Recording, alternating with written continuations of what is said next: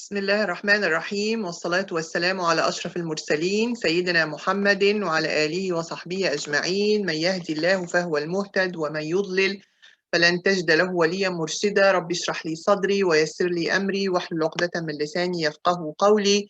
ربنا لا تزغ قلوبنا بعد إذ هديتنا وهب لنا من لدنك رحمة إنك أنت الوهاب. Assalamu alaikum wa rahmatullahi wa barakatuh. My dear sisters, my dear daughters, welcome back to a new episode of the Seerah of the Prophet alayhi salatu wassalam. Alhamdulillah, we are having the first episode in the year 2021. I ask Allah subhanahu wa ta'ala to make this year a year of barakah and khair on all of us. And I wish also to say that Alhamdulillah, Alhamdulillah الذي هدانا لهذا وما كنا لنهتدي لولا أن هدانا الله. Alhamdulillah, my dear sisters, that we are sitting together on the lessons about the Prophet alayhi salatu wasalam and his biography and his seerah. And this is wallahi alhamdulillah, it is a bounty from Allah subhanahu wa ta'ala, a huge bounty from Allah. You are looking to many the people, what they have, they are anxious, they are thinking about something that what's happening and what will going to happen, what happened tomorrow. But actually alhamdulillah, this is from the favor of Allah that we have a gathering together about the seerah of the Prophet alayhi salatu wasalam. Before we start our lesson today, inshallah, I would like to refresh your mind about last lesson by asking you three main questions, just to refresh and to warm up for all of the sisters and my daughters, and to know that you still have something in your memory or you forgot everything. So inshallah, last lesson we took Badr battle, and we mentioned it was the first opposition and first battle between the believers and the disbelievers in Mecca. And we mentioned a lot of events happened at that battle. I would like to ask the first question, and for my sisters who are wishing to send me the answer in the chat box, I will be very happy to say their answers, the quickest and the fast answer, the correct, of course. I will mention the name. So we have the first question is, at which Hijri year the Battle of Badr happened? In which Hijri year? The one who knows, she can write to me. MashaAllah, Bahija is the fastest. MashaAllah, as always. Our sister Bahija, yes, it is the second year of Hijrah, and Fatima Hamoudi, yes, second year of Hijrah. Excellent. Jazakumullahu khairan. Sister Zubayda, yes, it was the second year of the Hijrah. Excellent, mashallah, may Allah bless you all. Now we'll come to the second question that related to the last lesson, and a little bit difficult. I hope that you know it. I want to know how many soldiers were in the Muslim army. How many soldiers in the Muslim army? It's more than 300. It's more than 300, Sister Zubayda and Fatma. Sister Zubayda, it's more than 313. Little bit more than 313. Huh? Who knows? No, Fatma, it's not 320. It is less than 320. Actually, it is between 313 and 320.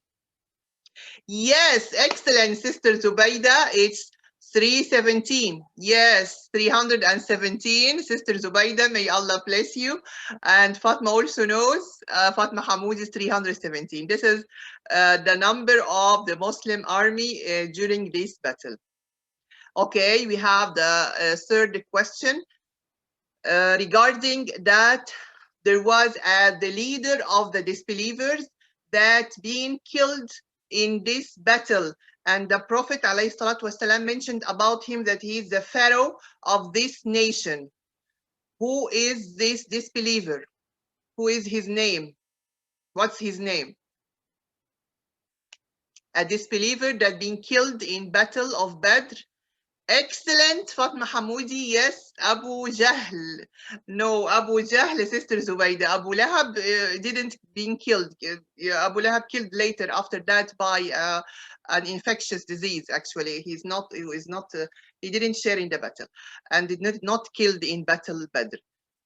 So yes, he is Abu Jahl, and the Prophet mentioned about him that he was the. Yes, Sister Zubayda, Jazakumullah khairan, yes. That he is a pharaoh of this nation. Jazakumullah khairan, may Allah bless you. Now I think that all of you now become more attentive. So let's go, let's start for our lesson today. Today, inshallah, we'll have what happened after the Battle of Badr. After the victory that being achieved by the Muslim, by the Allah support subhanahu wa ta'ala and by the angels, as we mentioned, now there is something happened new for them. This was, as we mentioned, is the first battle for the Muslims, and as the results of this battle, people, disbelievers, some of them killed and some of them being captive, being as a taken as a captive by the Muslims. So they didn't know what to do. The Muslim and the Prophet, there was no clear decision from Allah subhanahu wa ta'ala, or not yet came the revelation to the Prophet alayhi salatu wasalam about what to do with the prisoners or the captives they took. So the prisoners of war constituted a problem awaiting resolution because it was a new phenomenon in the history of Islam. The Prophet ﷺ consulted Abu Bakr and Umar about what to do with the prisoners. So Abu Bakr suggested that he should ransom them, explaining this by saying they are after all our relatives, and this money would give us strength against the disbelievers. Moreover, Allah could guide them to Islam. So here we can see the opinion of Abu Bakr radiallahu anhu, and the first Khalifa after the Prophet alayhi salatu wasalam passed away. His opinion was those are their relatives. See how much he is merciful. And also he mentions that we need money. We need money for the preparation of our army, and because now we have the Islamic State started in Medina, and as a political way of thinking and the military way of thinking, we have to take care of this army and to prepare it for to be ready for any further battles. And that was the opinion of Abu Bakr, while Umar advised killing them. He mentioned killing them, and he has also his point of view. He mentioned they are the leaders of kufr. They are the leaders of the disbelief. And the Prophet ﷺ, and he also has an opinion that they should know how strong the Muslims are. And since they are the leaders, when the followers in Mecca heard about them, so they will fear the Muslim and think and know how much they are powerful. But the Prophet ﷺ preferred Abu Bakr's suggestion to that of Umar. The following day, Umar called on the Prophet and Abu Bakr to see them weeping. They were crying, both of them, Abu Bakr and the Prophet ﷺ. He showed extreme astonishment and inquired about the situation so that he might weep if it was worth weeping. Look at that. Look at the love. He is mentioning to them, why you are weeping, why you are crying. I want to cry with you.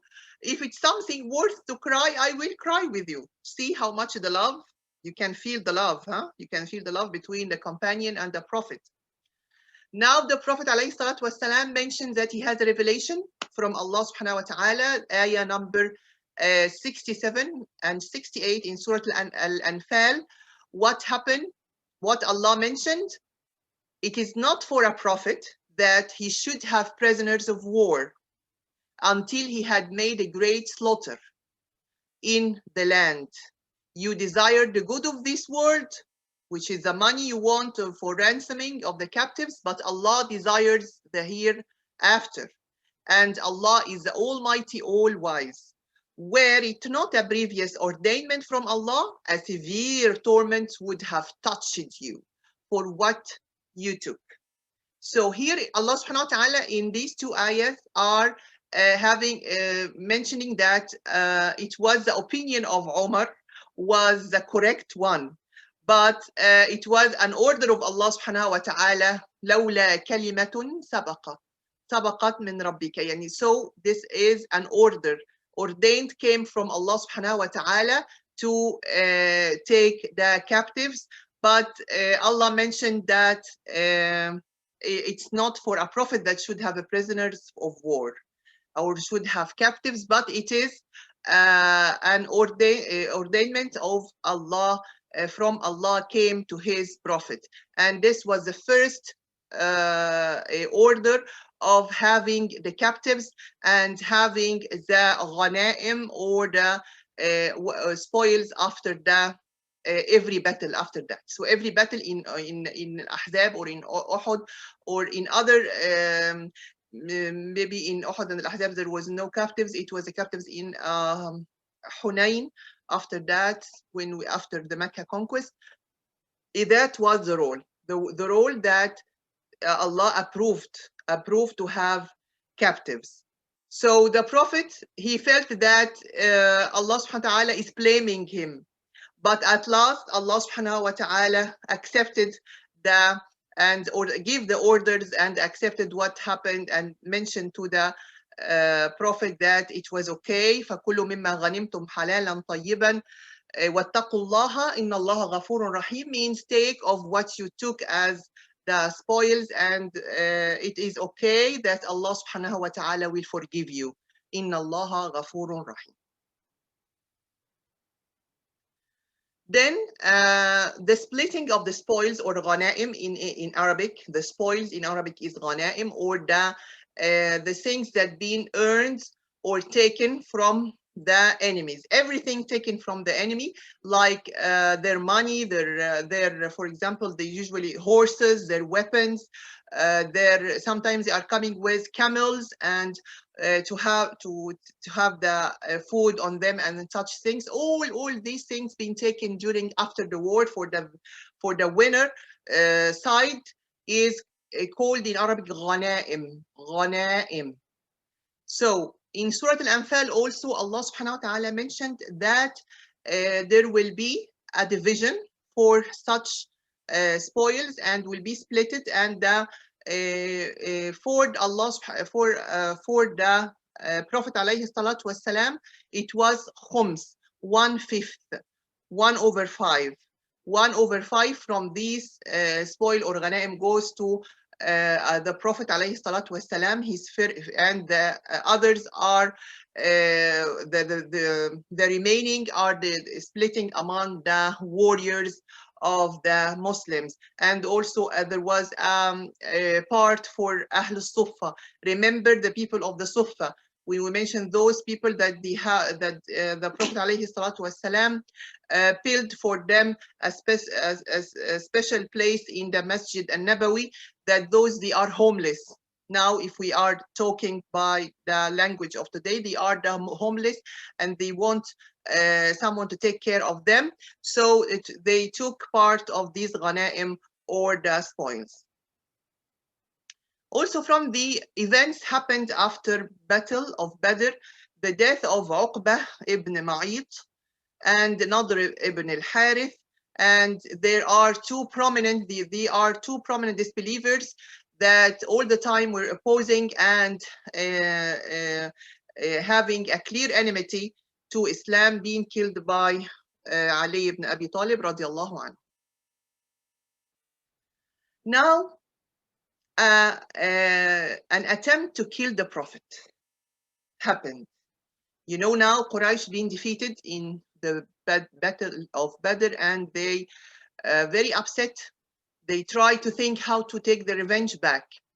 So there were, as we mentioned, that there were always conspiracy, there were always cooperation, as we mentioned, between the the people of the Quraysh and the polytheists and the hypocrites and Jews in Medina. So all the time there were a type of cooperation, and also between the disbelievers in Mecca themselves. This is a story of two friends, two disbelievers friends. One is named Umayr ibn Wahb, and the other is Safwan ibn Umayyah. Umayr ibn Wahb and Safwan ibn Umayyah. What happened between them? They are two friends. There were two friends, agreed and decided on a structured plan in order to attempt to kill the Prophet, alayhi salatu wassalam. When Umayr, what happened that Safwan told Umayr, you go to the Medina. They were having their plan in the Kaaba, around the Kaaba in the Masjid al-Haram. Now they were sitting beside the Kaaba and start to plan this plan for the killing of the Prophet alayhi salatu wassalam. And they were completely alone. No one were with them. This is very important. The details I'm going to say now, that they were having their conversation alone in the Kaaba, near the Kaaba, and they start to discuss the details of the plan of killing the Prophet. And they had the agreement that the one who will go to Medina to kill the Prophet is Umayr. Umayr actually had a family and had children. So he told Safwan. Safwan was richer, more wealthy than Umayr. He told them, I would love to kill Muhammad, but I have my family, my children who will take over. So Safwan actually told, don't worry, I will take over everything about your family and your children, just go and kill him. So all the conversation happened between them only. No one were with them at that time, and it was during night. So when Umayr reached the Masjid al-Nabawi in Medina and carrying his sword with poison in it, he was spotted by Umar ibn al-Khattab, and the Prophet was informed about him. When he asked about his intentions, Umayr claimed that he came to check on the treatment and well-being of his son. He just came to see how is the weather. Of course, it's fake, fake type of justification. To check the weather, that because he has a sick son, just to know if it's okay to bring his son for being treated here or not. So what happened that the Prophet himself told Umayr about his secret conversation between him and Safwan that happened during the night near the Kaaba, and he told him, no, Umayr, you came here because you had an agreement with Safwan during the Kaaba, and you mentioned so and so and so and so. This caused Umayr to shocked. He told him, no one with us, no one were with us. How you know that? How you knew that? So at that time, subhanallah, Umayr understood, and Islam touched his heart at that moment. And surprised that he bear witness to the messengership and prophethood of Muhammad alayhi salatu wasalam, and he embraced Islam, and he didn't return back to Mecca, and he became one of the Muslims with Al-Madinah. On the other side, Safwan also embraced Islam, but later, after Mecca conquest.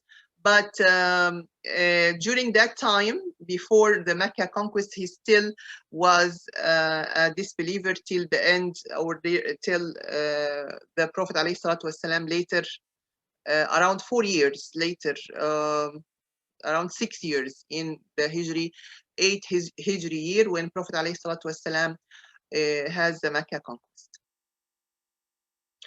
Now we'll come to, we mentioned this is one of the dangerous happened, that attempt to kill the Prophet, but alhamdulillah that Allah saved his Prophet, and moreover the killer changed and converted to Islam. And this is, by the way, we will find it all in many situations in the seerah, that you find the enemy come and then suddenly something happened and he changed to be Muslim, and he convinced to be Muslim, and he first came to have the enmity, clear enmity to the Prophet, but this changed to absolute love to the Prophet and the companion by Allah subhanahu wa ta'ala will. There is another danger we mentioned in the Medina about the hypocrites and about the Jews.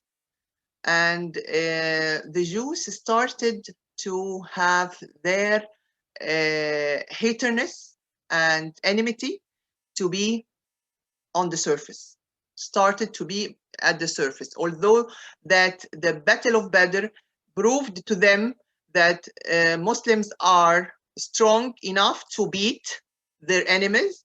But subhanallah, when shaitan in their heart, they are always make their conspiracy. How this happened, this is what I'm going to say. We'll find that Allah subhanahu wa ta'ala mentioned about them in the Quran, Surah Al-Ma'idah, Ayah 82. Verily you will find the strongest among men in enmity to the believers, the Muslims, the Jews, and the mushrikeen, the polytheists, or pagans, or idolaters, and disbelievers. But the priority one is for the Jews.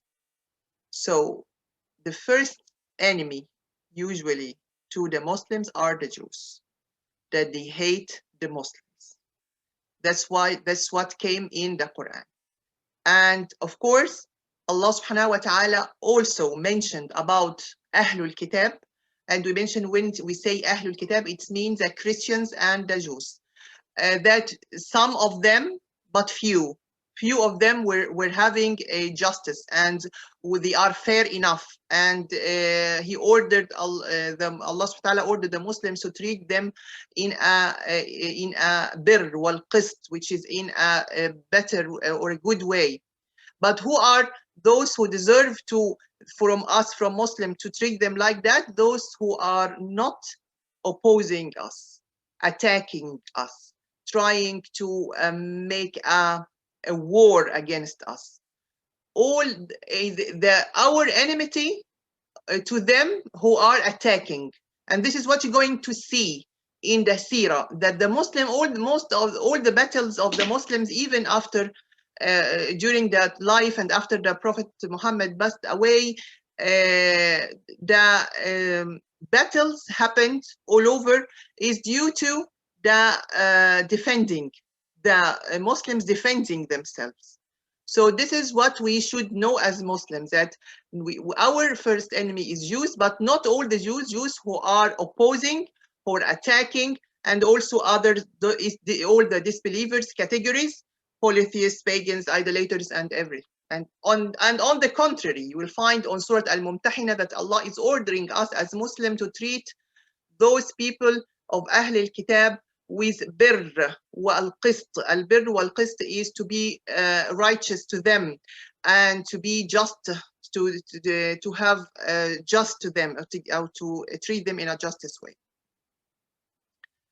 Now we'll come to the first. We mentioned previously that the Jews in the Medina were in main 3 tribes.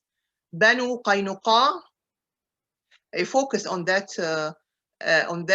in these names because maybe it will be of my questions later, in next episode. So we have 3 tribes of the Jews in Medina: Banu Qainuqaa, Banu Qurayza, وبنو النضير. Banu Qainuqaa, I know it is difficult, and Banu النضير وبنو قريظة. Banu is the children of Qainuqaa, children of Qurayza, children of Nadir. So now one of these tribes start to have the resistance against the Prophet. We mentioned that there was a treaty.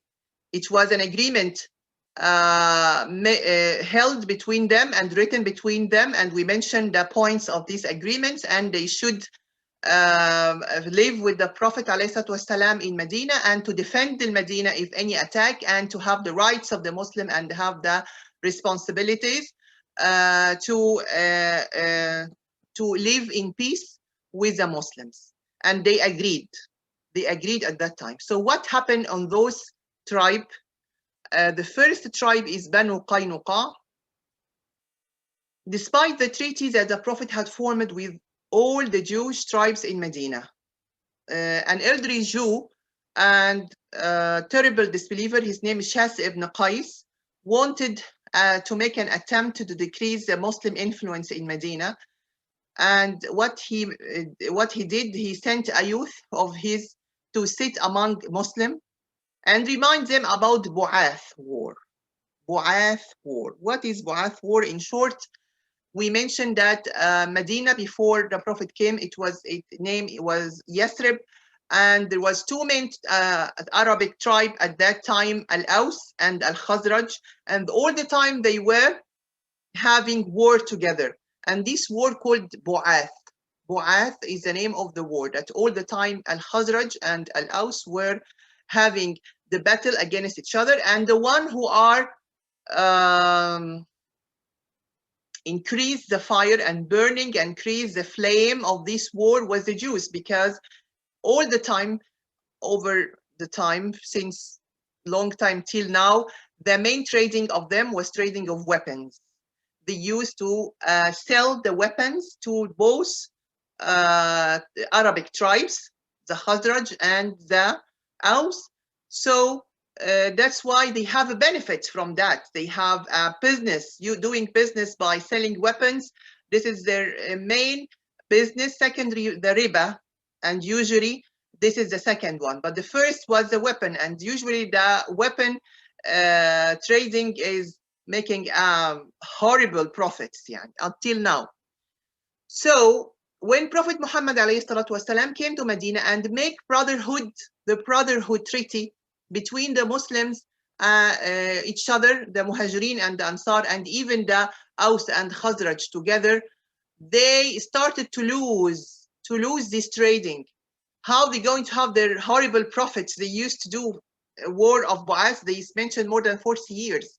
40 years, this war was all the time between the two tribes. So this Jewish man, he tried to remind the Arabs by their old enmity together, the two tribes together, and used to compose them against each other, all of the intention of sowing the seeds of discord and disagreement, and undermining the new Islamically oriented inter-tribal relation. So the youth did in fact succeed, and the two parties at no time the two Arab tribes start to recall the old days, and the pre-Islam tribal fanaticism sprang to the front to bring a state of war. They started to remember. So suddenly, at a moment, the Aus and the Khazraj Muslim, they looked at each other as two enemies. And this is very dangerous.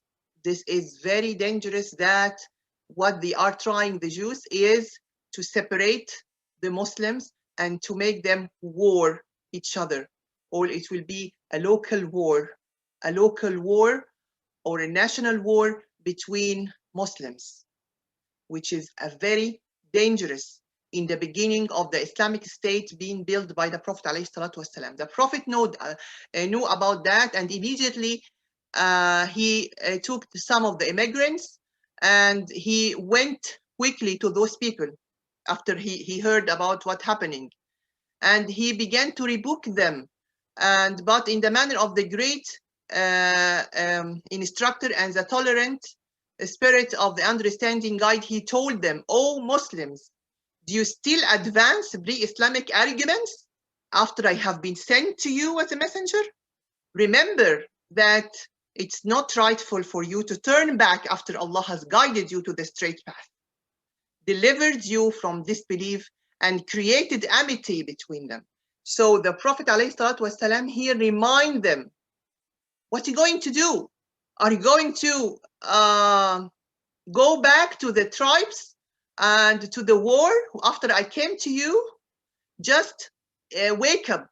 wake up. He was like, he started to make them slamming on their face by his words, just to wake up from the shaitan ideas came to them by such Jewish youth. And then the Muslim at that time realized that it was a satanic whim and a plot hatched by the enemies. They directly embraced each other and went back home quite satisfied and in full obedience to the messenger of Allah subhanahu wa ta'ala. This is very important. This situation is very important to tell us that we know our enemies and we should know them and we should take care of them. And also we know each other and we should forgive for each other, because we are not angels. Even we are Muslims, we are not angels. Yes, we are believing in Allah subhanahu wa ta'ala and trying to be righteous as much as we can, but we are human beings, and human beings usually make mistakes. For us as a Muslim community, and this is my message to the Muslim community, we have to forgive each other. We have to forgive. We have to be generous with each other. We have to be more having broad-minded. We must be broad-minded, not having every word, what she said, what she meant, no, it doesn't come like that. We should support each other. And actually, today one of the sisters, barakallahu fiha, I don't know her, but I'm just making dua for her. May Allah bless her in our group. She mentioned that in these difficult days, we should be together. We should be supporting each other. And supporting is not only by money or by just by words, by encouraging each other to pass through this hardship. May Allah bless her, Ya Rab. And what I want to say, I'm telling myself before you that really we need this feeling, not because of COVID, but because we are Muslims and we need to support each other. We need to trust each other. We need to be away from the discussions and the arguments and my opinion said, my sheikh said, it's not an opinion or sheikh. We are all Muslim. We are having the Quran and Sunnah. If we have this target, the Quran and Sunnah, khalas, there should be no other disputes or arguments between us. And at the same time, we should know our enemies. We shouldn't be naive. We shouldn't be anyone just smiling to our face. We said, no, it's okay. He loves us. He's taking care of us. He's protecting us. No, it's not like that. We have to be wise. We have to make our mind, because the Muslim is having a strong personality. And this is the Prophet ﷺ in the Hadith Sahih mentioned that al-mu'min al-qawi, the strong mu'min, is khayrun, is better, and ahabbu, more loved to Allah than the weak mu'min, the weak disbeliever. And then he said, wa fi kullin khayr, and both of them are having good. But the more goodness and the more loving from Allah goes to the strong believer. And who is a strong believer is the one who is proud, being proud of your Islam, proud of your roles, proud of your hijab, proud of your way. So, and knowing what's right and knowing what's wrong, what's halal, what's haram. Not everything is haram and not everything is halal. This is a message we should learn from this situation. Now we'll come to what happened after that. The Jews started to make trouble more than that. This is the first event. The second, they started to have jeering the Muslims, hurting those who are frequented their bazaars. As a traders, they have bazaars and Muslims living with them. So may they go and buy things and so. And so they started to intimidate the Muslim woman. And such things began to aggravate the general situation. So the Prophet ﷺ gathered the Banu Qainuqaa, the Jews tribe. He gathered them in assemblage and admonished them and called them to be rational, sensible, and guided, and cautioned against further transgression. Nevertheless, they remained as they are and paid no heed to his warning. And moreover, they were arrogant and mentioned to him, don't be deluded on account of defeating Quraysh, who are inexperienced in the art of war. If you were to engage us in a fight, you will realize that we are genuine war experts. So here we can feel this is they are threatening, they are making a threat to the prophet. They are threatening the prophet. He told them, don't think that we have the victory on Quraysh, so they will be so and so. No, no, no, don't say that. We are genuine war experts. If you wish to go with a war against us. So let's look at the impoliteness and arrogance in their way of conversation. And moreover, as we mentioned, they started to affect the Muslim in their bazaars and affect them and affect even the women. So the revelation came from Allah subhanahu wa ta'ala. In Surah Al-Imran, Ayah 12, Ayah 13, say, O Muhammad, to those who disbelieve, who are here are the Jews, you will be defeated and gathered together to hell. And worst indeed is that place to rest. There has already been a sign for you. What is a sign? In the two armies that met in Badr between the believers and Mecca. One was fighting in the cause of Allah, and the other, they were disbelievers. The disbelievers, saw them with their own eyes twice their number, which means that here it is the description of the war of battle. So here Allah is telling his prophet to tell the Jews, there was a sign for you, the battle of Badr, where the believer and disbeliever were met together. And what happened at the end? Allah support with his victory whom he pleases. Verily, in this a lesson for those who understand. So Allah is replying what they mentioned to the Jews, mentioned to Prophet, that don't think your victory in Badr will make us fear. We are a war genuine experts. We are genuine war experts. So Allah is replying that Allah support with his victory whom he pleases. Verily, this is a lesson for you to understand. Then what happened? See, until now, there is no actual attack from the Prophet. The Prophet is still patient.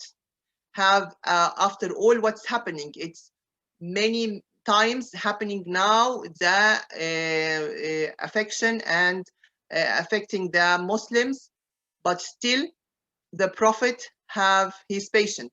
But as impatience of the Prophet and his companion began gradually to decline, they realized that they had to make active military action. In Shawwal, the second degree after Hijrah, second year after Hijrah. So this is again the second battle in the second year, the second Hijri year. I want you to remember these dates, that during the second Hijri year, there was a battle of Badr. Now we have the second battle in the second Hijri year. It was the attack of Banu Qainuqaa. Attack of Banu Qainuqaa. What happened? The Prophet, and we mentioned the causes now. You know now the causes of this attack. Number one, trying to make like fitna and to split between the Aus and Khazraj. Number two, they intimidating the Muslim women in their bazaar. Number three, their arrogance and impolite way of talking to the Prophet ﷺ. So these are the reasons for the attack of the Prophet to them. The Prophet marched with his soldiers, Hamza ibn Abd al-Muttalib, his uncle, carrying the standard of the Muslim, and laid siege to the Jews. Of course, we know that Jews, when we're going to now have their history with the Prophet, they are not attacking. They are not having, they're not having a well-established army. They are not facing their enemy. They are always hiding in their castles, in their having their cost, or I mean that they don't have a clear opposition or a clear attack with their enemies. Usually they are hiding in their castle, and that's why we're going to see how many castles being opened by the Prophet ﷺ after he get rid of all the Jews in the Medina. So they are very cowards, very coward. And you think that they are very strong, but from their Allah mentioning that, by the way, in Quran, that تحسبهم جميعا وقلوبهم شتى.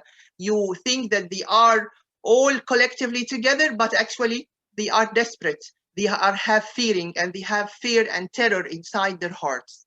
So this is what happened. That the Prophet ﷺ laid siege to their fort for 15 days, and after that Allah cast fear into their hearts, and they were obliged to defer to the messenger judgment on their lives, wealth, and women and children, and to take all that to be away from Al-Madinah. Yani after all that, the Prophet, what happened? He didn't kill them. He didn't take from their wealth. Everything was where they were away from the Medina with all their the men and the women and the children. Just they left the Medina. And this was what we called in Arabic إجلاء Banu Qurayza. إجلاء Banu Qurayza, or getting rid of Banu Qurayza in the 2nd Hijri year. I want to speak about just Ramadan fasting here as an event that is an order of Allah subhanahu wa ta'ala, which came in Surah Al-Baqarah about the fasting of Ramadan. It was revealed in the 2nd Hijri year. That's why I brought here the Ramadan fasting, just to document the time. The time of fasting Ramadan was in the 2nd Hijri year. And to your knowledge and my knowledge, of course, that the fasting of Ramadan was not at the beginning like what we are doing now. It was grading, as we mentioned in many other things, in the forbidding of wines, or in the usually all that orders came in grading. So for grading of fasting Ramadan was not obligatory at the beginning. The one will not fast will feed the poor, and the timing of the fasting were from the Fajr to Al-Maghrib, and the time of breaking the fast was from Maghrib till sleeping, or till sleeping even before the Fajr. Yani once they slept after the Maghrib, after the iftar, so it considered to be they cannot drink even or eat, even they wake up before the Fajr. The 2nd stage was fasting Ramadan was obligatory, except for the sick and travelers, from Fajr to Maghrib, as we are doing, and the time of breaking the fast was from the Maghrib till sleeping, or even before Fajr. So any time before it was sleeping, any time he slept even before Fajr is considered for him imsak. Imsak means that he cannot eat or drink. Then the 3rd stage of fasting Ramadan was like what we are doing now, was obligatory except for the sick and travelers, from Fajr to Maghrib, and the time of breaking from Maghrib to Fajr. And these details are present in Surah Al-Baqarah in the ayat of the fasting. So back to our story. We'll stop here, inshallah, and next time we'll see Quraysh. Now we are mentioning that Quraysh will not wait long for revenge. What will happen, and what will be reaction of Quraysh. This is what we're going to do next time. أقول قولي هذا وأستغفر الله لي ولكم. سبحانك اللهم وبحمدك لا إله إلا أنت أستغفرك وأتوب إليك.